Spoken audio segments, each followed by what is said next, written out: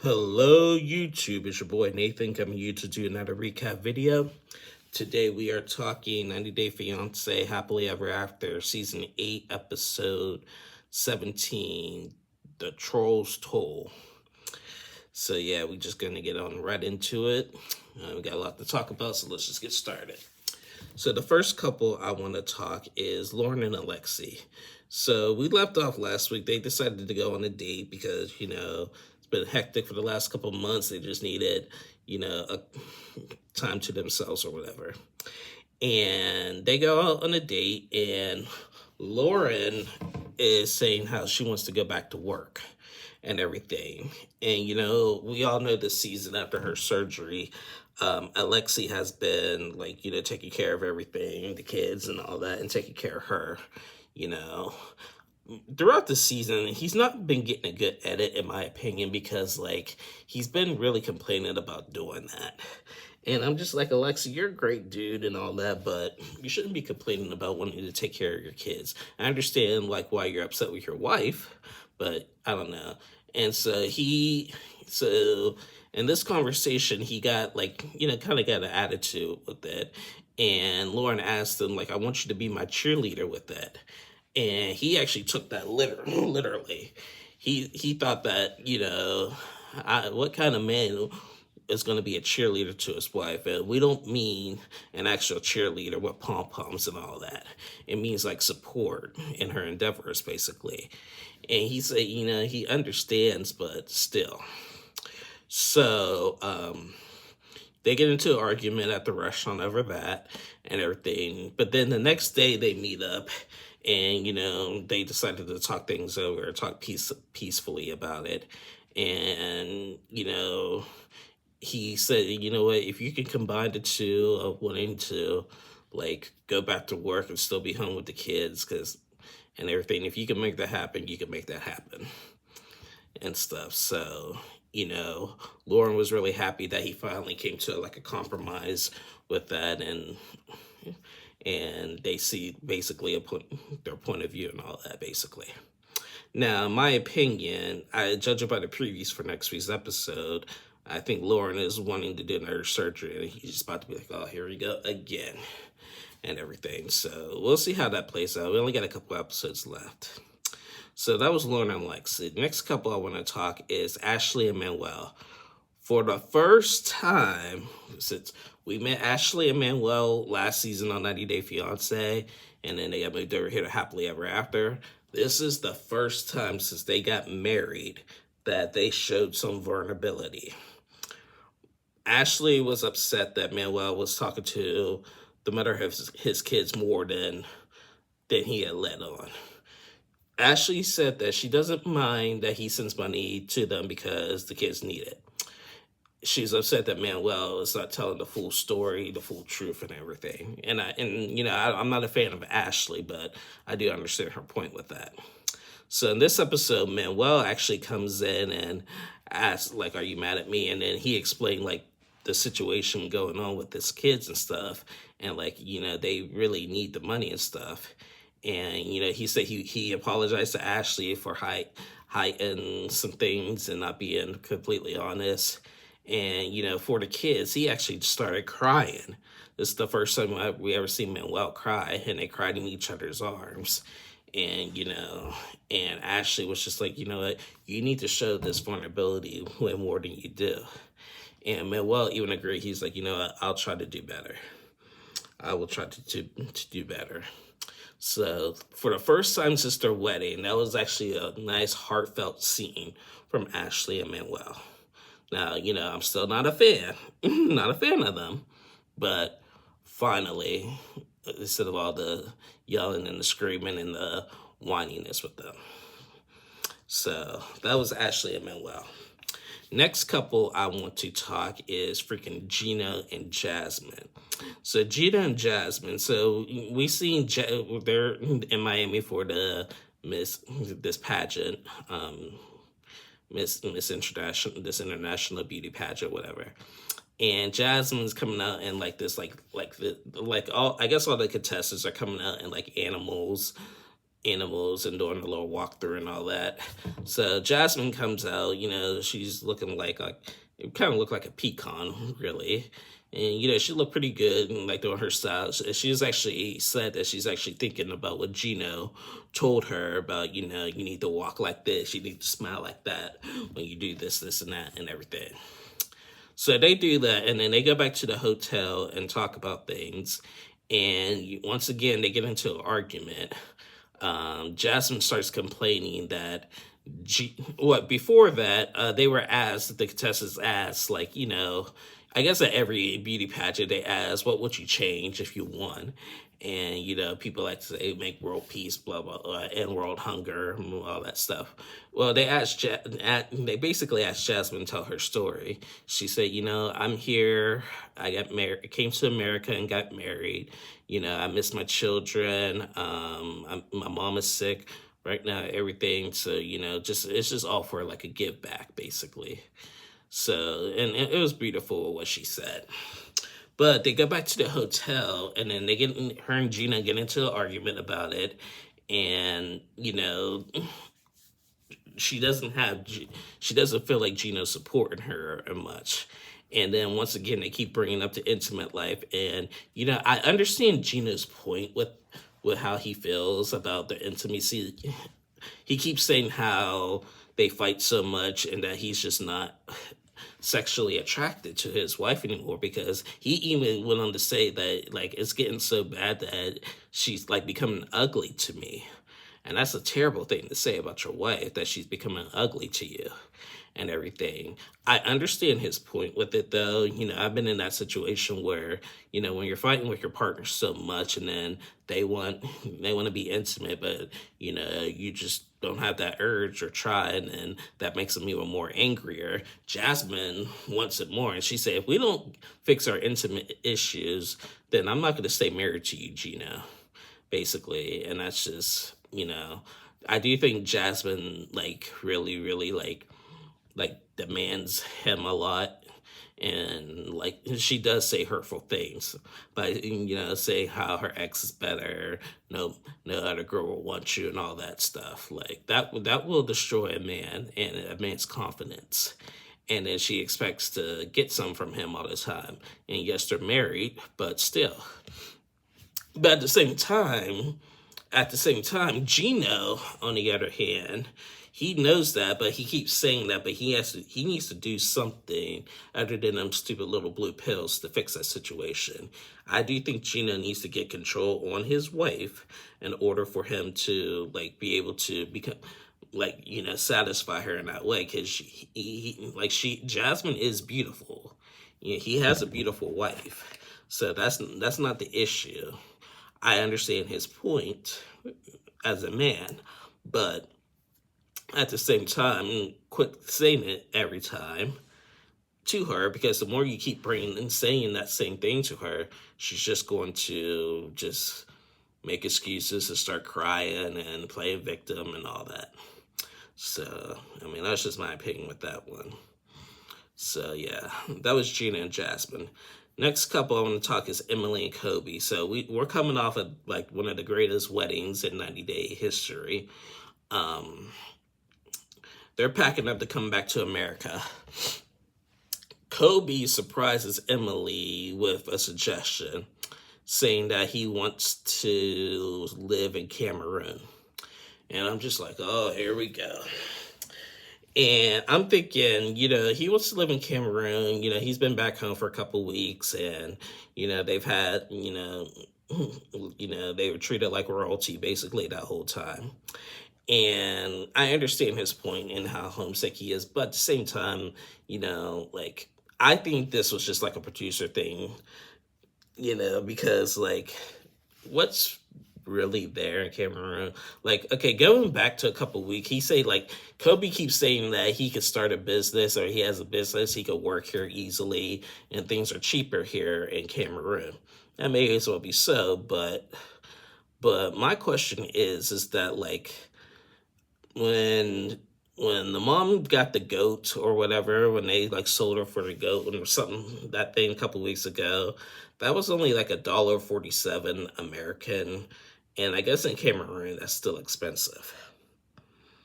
So I don't know what he meant. I don't think he was. I think he kind of fiberglassed the truth a little bit when he said things are cheaper here. Yeah, they're cheaper.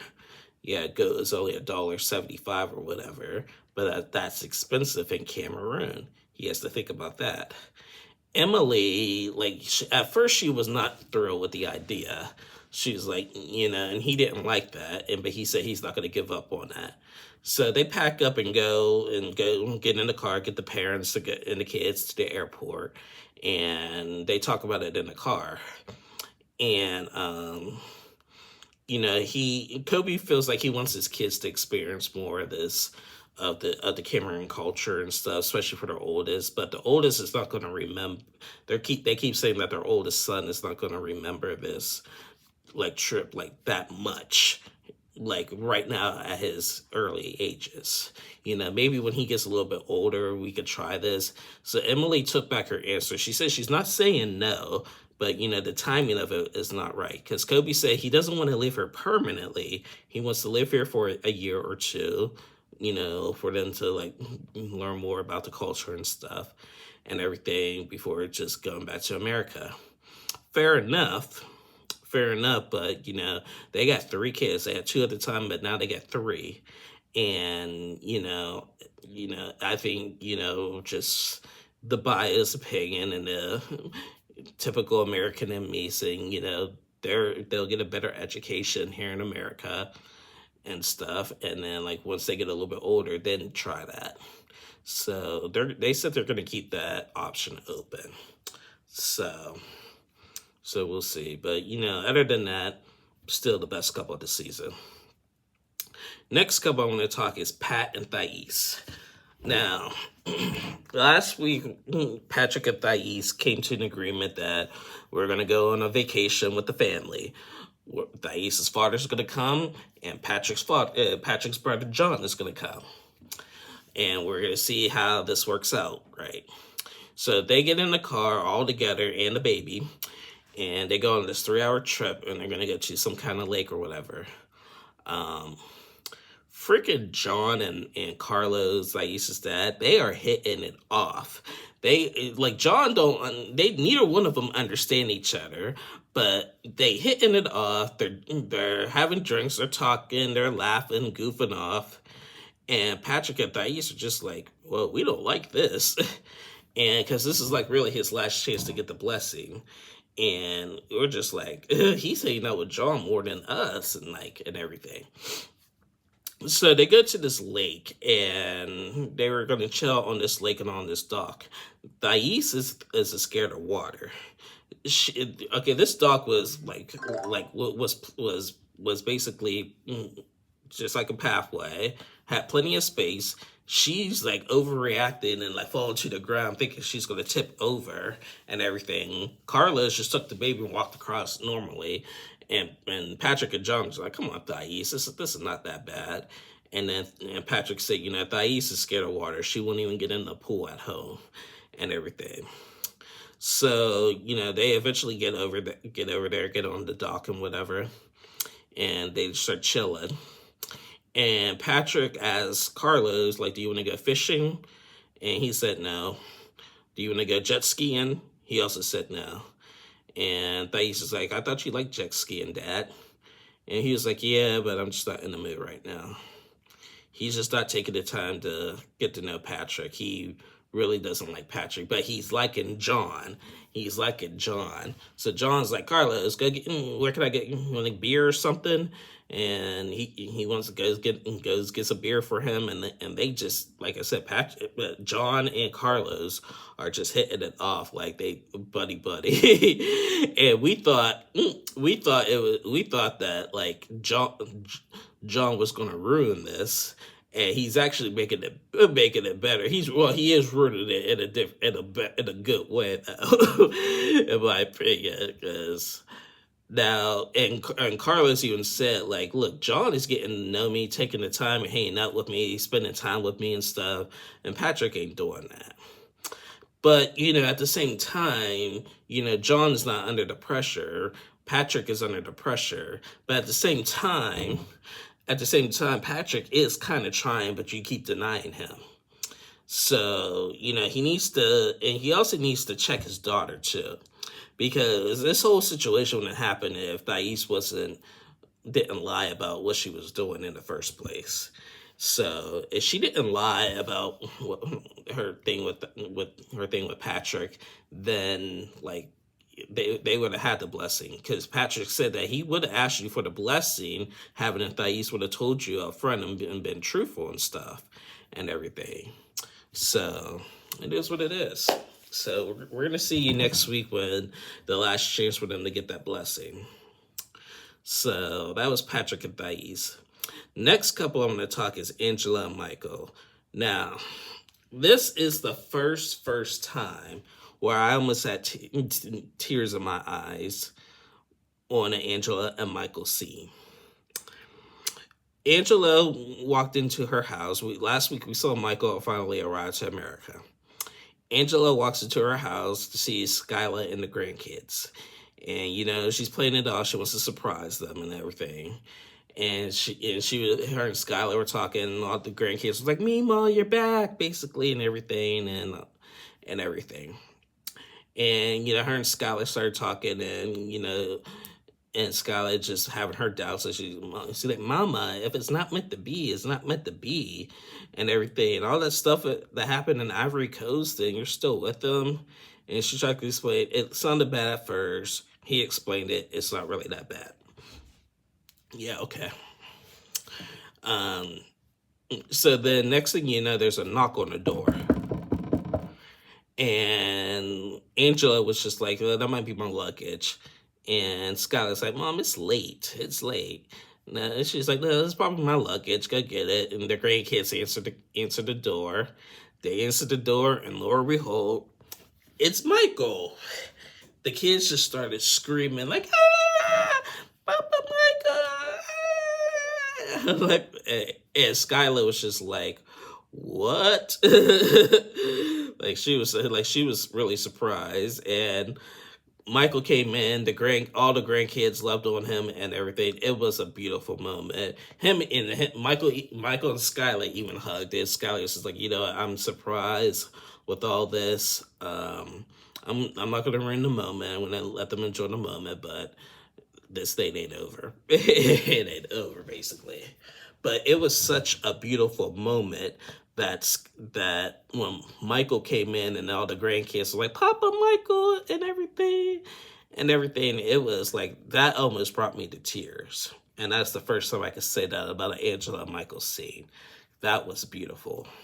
Now, again, we all know what's happening now. But just in that moment, we're going to cherish this moment for right now. So then later, Michael goes into Angela's room where to be staying. Angela's room was a pigsty. There were clothes everywhere. He was like, what the heck is all this? Every time she comes to Nigeria, we're in a hotel and stuff. And she was just telling Michael, look, we got to do this, and that, and everything. She was just telling him all kinds of things we got to do. He's like, okay, Angie, I get it. Like, we'll arrange all of this, because he's like, shoot, where's all my stuff going to fit, basically, and stuff. But nonetheless, I'm excited to spend my first night in America with my wife. So, that was beautiful. That was funny. But, again, as we all know what's happening now. But again, that moment was just beautiful with Angela and Michael. It almost brought me to tears and stuff, because we waited for years to get to this point, 7 years to get to this point, and we're finally here. So that was Angela and Michael. And the last couple I want to talk is this boring-ass couple of Rob and Sophie. I swear, they are the new Mike and Natalie. They're the modern-day Mike and Natalie. We left off with Rob being at that club with that girl hitting on him and stuff. And, he's tempted. Like, he let her kiss her, like, on the cheek and stuff. And say, will you wait for me or something like that? And I'm just like, Rob, don't do it. And he's out with his friends celebrating his birthday. And, okay, and here's another thing. I want to talk about this, too. Sophie's at a club too with her friend Kay. A couple weeks ago, Kay goes on social media saying that she only likes guys. She likes she likes the male area, the male thing, whatever. And she made it very clear. This episode, she contradicted herself. She said, Sophie doesn't need Rob, she needs me. And stuff. Me and Sophie could just be together all the time. Okay, like that's my bitch. And I'm just like, okay, so you made a big whole spiel about how you only like guys, but then now you actually do like Sophie. Lying, you're lying. Which is it? Which is it? So, just the audacity. so Rob goes outside with his friend, and then he gets a call from Sophie and just asking how things going. And he's like, it's going okay, having fun. And then they got off quick. Sophie told Rob that she loved him. He said, I love you too, basically. But then he goes back home and he thought about that. He was like, listen, I don't know. Sophie said that she loved me, but honestly, I think that was like a manipulation thing, in my opinion. Because I think that she tried to manipulate me by saying that because I just she's been gone for so long, and every time she leaves, she's gone for a long period of time, get into a fight, and then blames me. So Rob is coming up with the crazy situation after comes up with this crazy idea that it's time to end this relationship. So he wants to go over to Kay's house to meet up with Sophie, and he wants to do it face to face. He's called her, asked her to meet up. They got attitudes with each other on the phone, and he's just like, Sophie, I just want to see you. Like stop, basically. He gets to Kay's house and calls her, and he's like, I'm here. And she starts screaming at him, why are you getting an attitude? Why are you mad?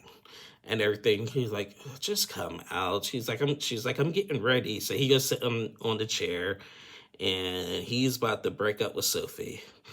Do I think this is a right decision? 100%. And this is long overdue. Only a year of marriage. They didn't even act like they were married. They did not act like they were married.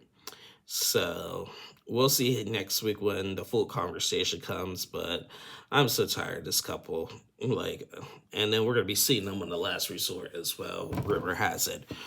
We got to see Gina, Jasmine, and Rob and Sophie on The Last Resort. I'm not looking forward to this season because, it's just going to be a bunch of just same old melodrama. And I'm just ready for new couples. So that was it. Again, we all know Ed and Liz's scenes are done. Nicole and Mahmoud, their scenes are done. And Nicole and Mahmoud will not be at the tell-all. Everybody else will be at the tell-all, but Nicole and Mahmoud will not be at the tell-all. So we had to just pretend that that they weren't even in the season anymore. So that's basically it for this episode. We got, at this point now, there's 2 more episodes left before the tell-all. Again, I think they're going to be doing another tell-all, no limits thing like they did at the last Happily Ever After tell-all, basically. Maybe something a little bit extra with it. It's going to be epic. So, but I'm just ready for the season to be over so we can get to the tell-all. And I think after the season is over, since The Other Way is on Monday, I think that after Happily Ever After ends, I think we're going to head over to Before the 90 Days. So maybe the trailer will pop in this week or next week for Before the 90 Days. So looking forward to some new couples. Big time. So yeah. Anyway, guys, that is the end of my review. I'll be back tomorrow to recap 90 Day Fiancé The Other Way. So yeah, be sure to like and subscribe to my channel. Thank you for watching, and I will see y'all again tomorrow. So have a good day, y'all. Take care.